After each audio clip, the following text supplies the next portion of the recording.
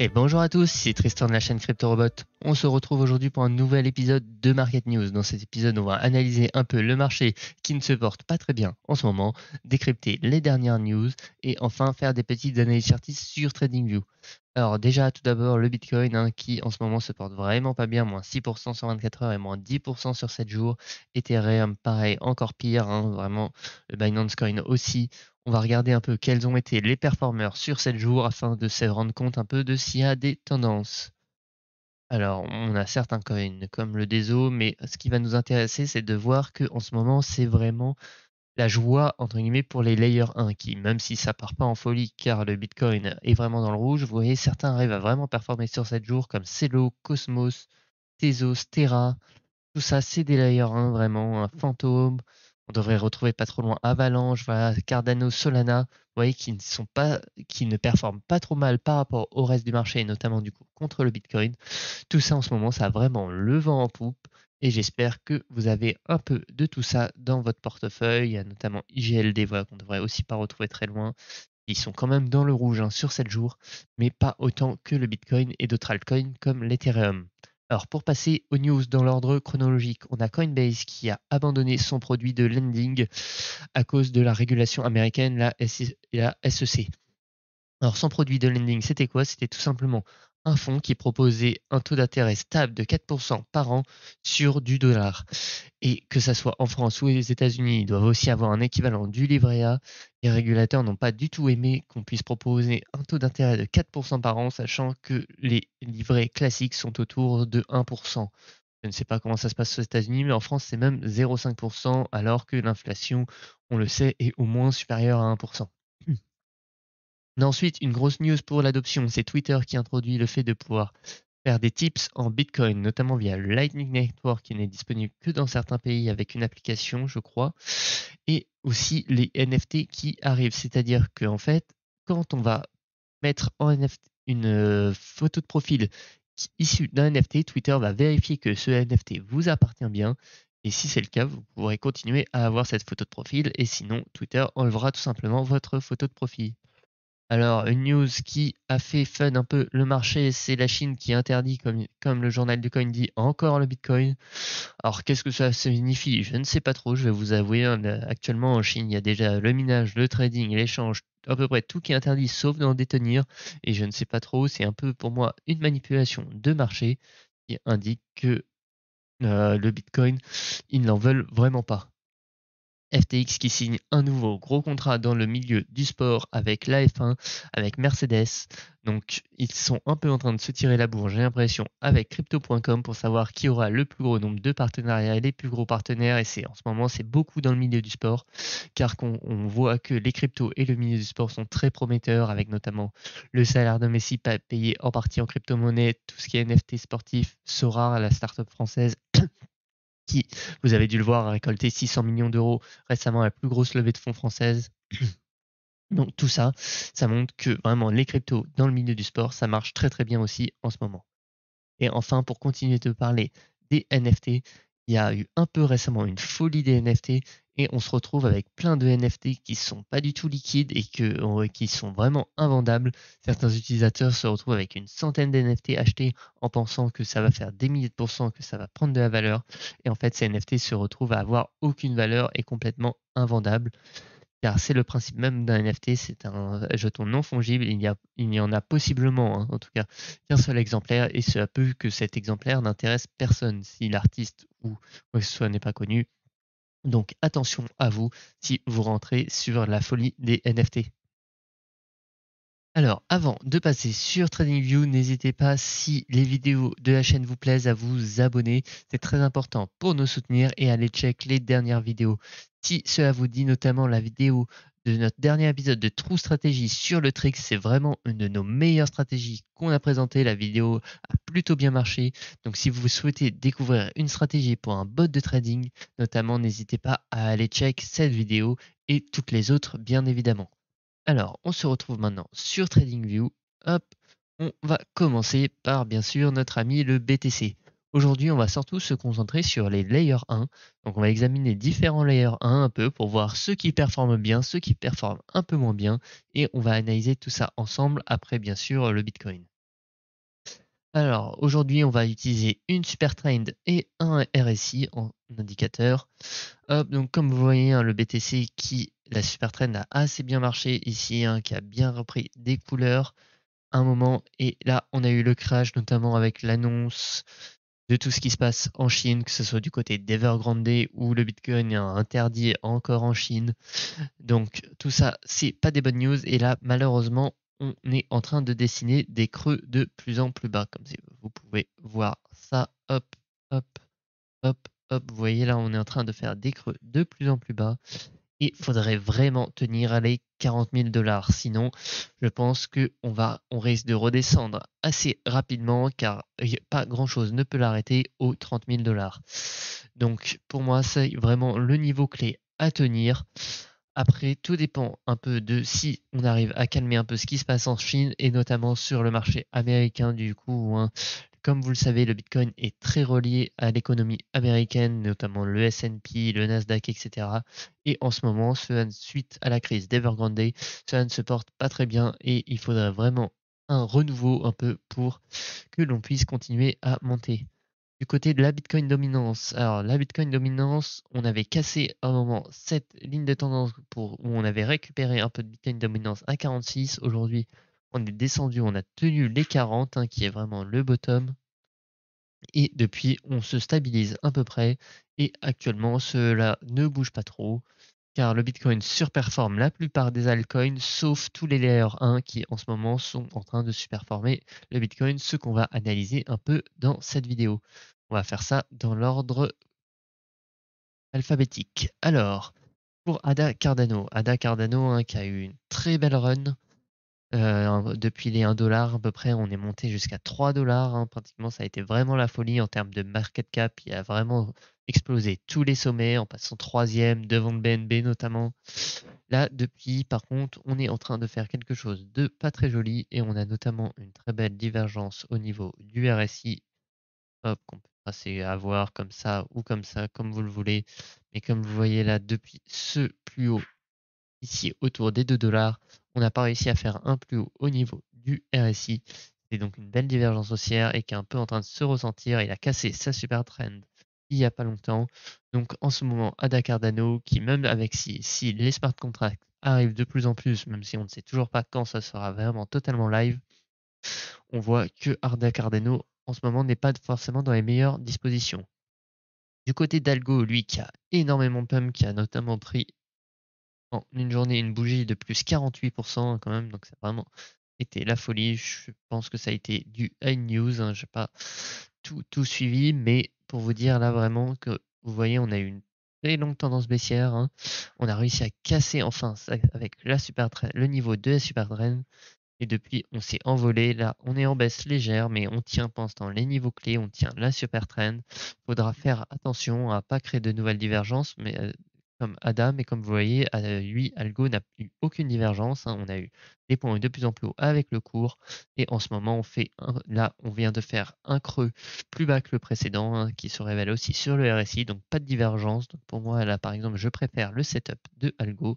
Mais attention tout de même, car on vient d'avoir un creux descendant.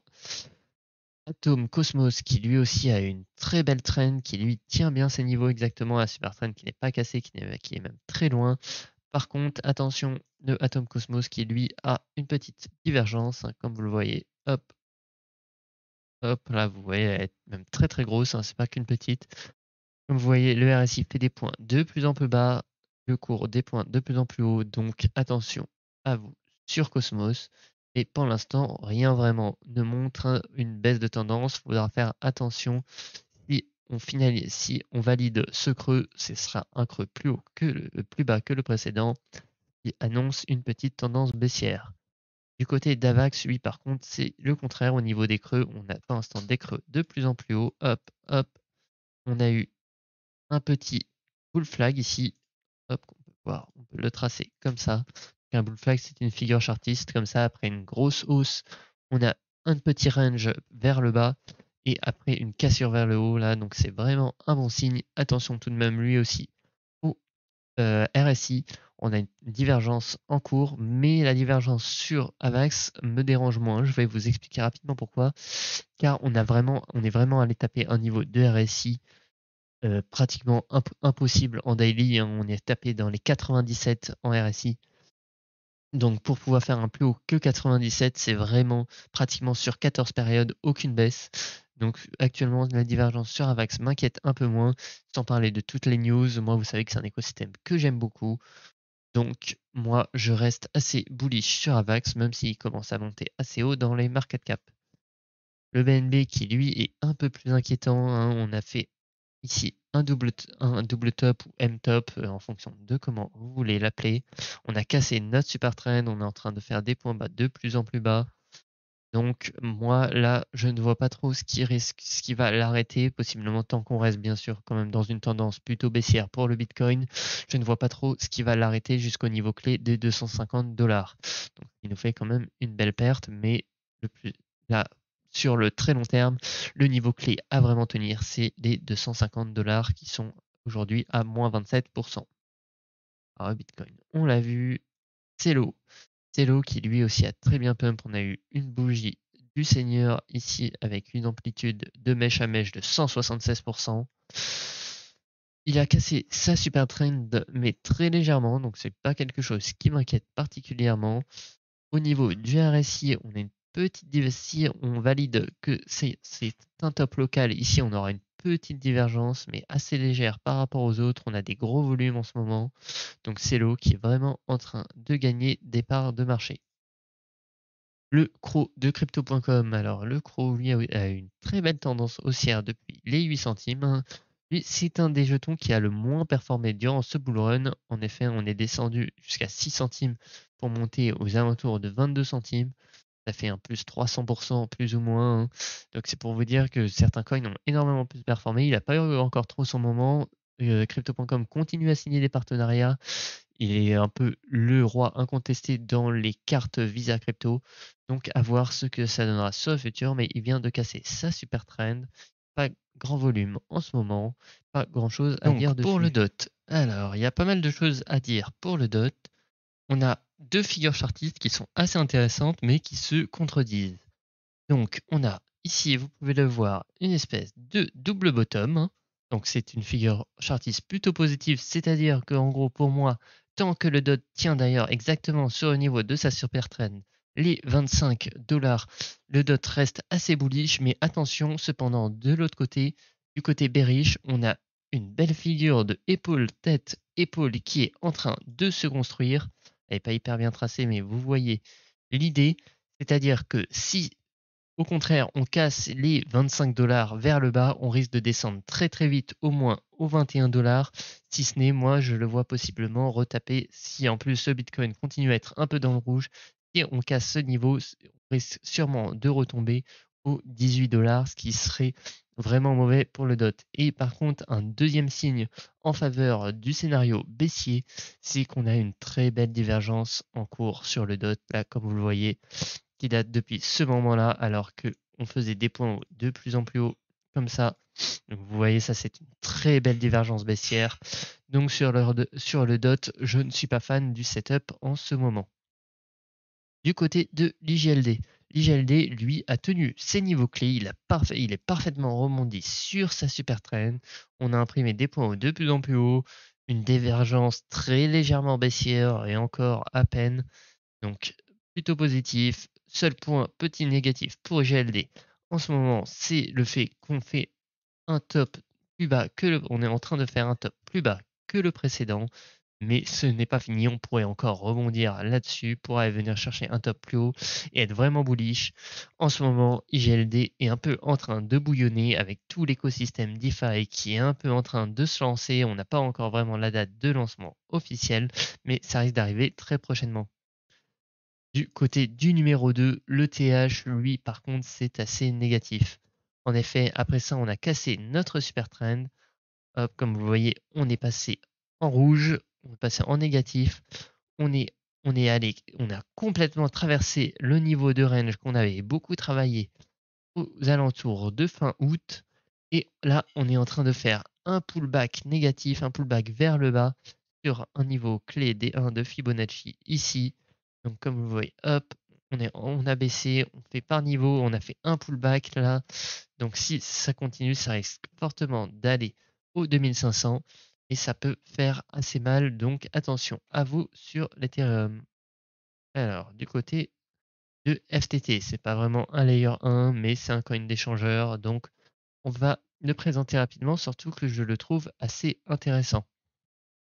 En effet, le FTT, on a subi une baisse quand même, et on prend là de déjà 34%, ce qui est vraiment pas mal du tout, mais on a tenu notre niveau clé qui était notre super trend et surtout, hop, notre niveau clé était vraiment autour, en plus d'un chiffre rond des 50 dollars, et on l'a vraiment tenu. Comme vous voyez, ça a été une énorme résistance à ce moment-là qu'on a tapé, qu'on a entièrement traversé. Là, on est en train de la tenir. Donc en tout cas pour moi, ça vaut le coup de tenter. C'est un bel achat, je trouve, à ce prix-là. C'est vraiment pas un conseil en investissement, mais je pense que c'est un bon prix si vous voulez essayer d'accumuler du FTT, le token de la plateforme FTX qui a quand même le vent en poupe, contrairement à Binance. Alors Luna, lui aussi très intéressant, Luna qui a vraiment tenu sa super trend vers le haut, toujours là, il est venu la taper, on a fait un petit point bas plus bas que le précédent, mais vu la reprise qu'on a eu derrière, ce n'est pas forcément inquiétant, faudrait pas qu'on fasse un point plus bas, mais pour l'instant, il n'y a vraiment rien d'inquiétant. Seule chose peut-être un peu inquiétante, c'est la divergence sur le RSI qui se construit, mais elle est assez faible par rapport à d'autres coins. Luna a également vraiment le vent en poupe, il y a quand même pas mal de total value lock sur son écosystème DeFi. Donc pour le coup, je reste assez bullish sur Luna. Sur Matic, alors lui, Matic, c'est un peu moins propre en chartiste. Vous voyez, on a fait des points hauts de plus en plus haut ici, hop, hop, et là, malheureusement, on est en train de faire des points hauts de plus en plus bas et également des points bas de plus en plus bas. Donc là, on est vraiment dans une période négative. On a cassé un niveau clé qui était notre super trend, surtout qu'elle était assez horizontale. Donc sur Matic, en ce moment, je ne suis pas très bullish et surtout que Matic, son gros point fort, c'est les frais, mais il n'apporte pas vraiment quelque chose de plus aux écosystèmes et de plus en plus de Layer 1 sont en train d'apporter la réduction de frais plus des quelques caractéristiques en plus et j'ai peur qu'à l'avenir Matic soit de moins en moins utilisé. Alors, Nier Protocol, qui a eu aussi une très belle performance, vous voyez tous ces layers 1, si vous avez fait du trading de tendance, c'est vraiment extraordinaire les performances que vous avez pu faire, par exemple, juste avec une super trend, comme vous voyez, c'est vraiment pas compliqué. Des fois, je vous ai présenté, si vous voulez avoir une stratégie avec la super trend sur notre YouTube en épisode de True Stratégie, donc n'hésitez pas à aller check ça. Alors cependant, on a cassé notre super trend, mais vraiment de pas beaucoup, comme vous le voyez, donc ça, sachant qu'on a repris tout de suite.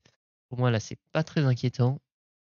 On a toujours un peu de volume. Du côté du RSI, on a une légère divergence baissière, comme beaucoup d'autres. Donc Nier Protocol, je suis assez mitigé pour ma part, mais en termes de chartiste, c'est pas trop mauvais, contrairement à d'autres en tout cas. Au niveau d'OMG, par contre, là, c'est très très bon.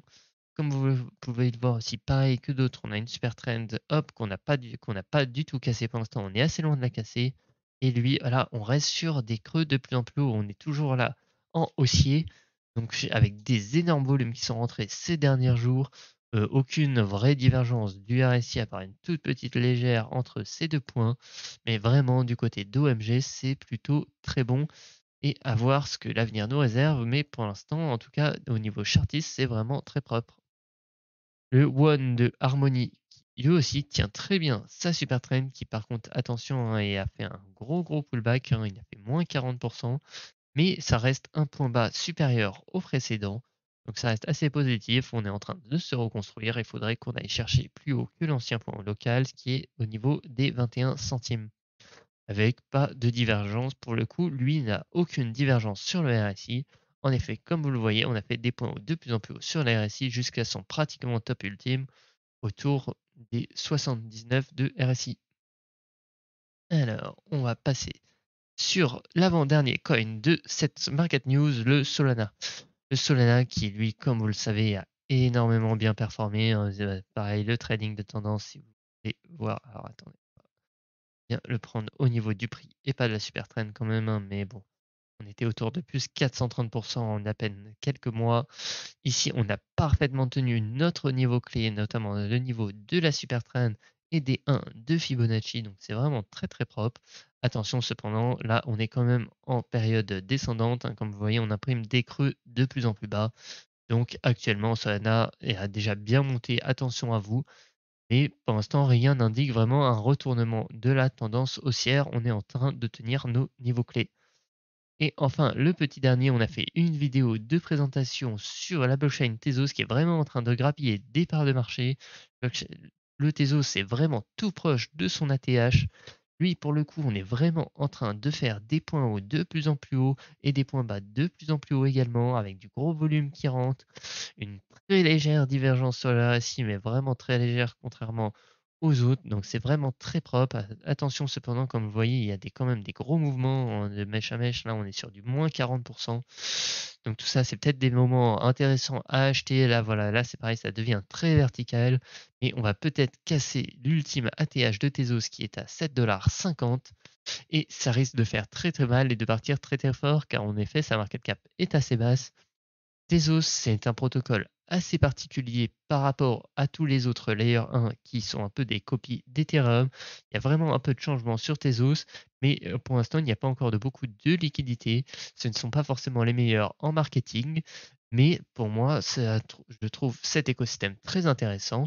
Et qui sait, ça sera peut-être le prochain écosystème à pump, sachant qu'il reste assez bas dans la total market cap.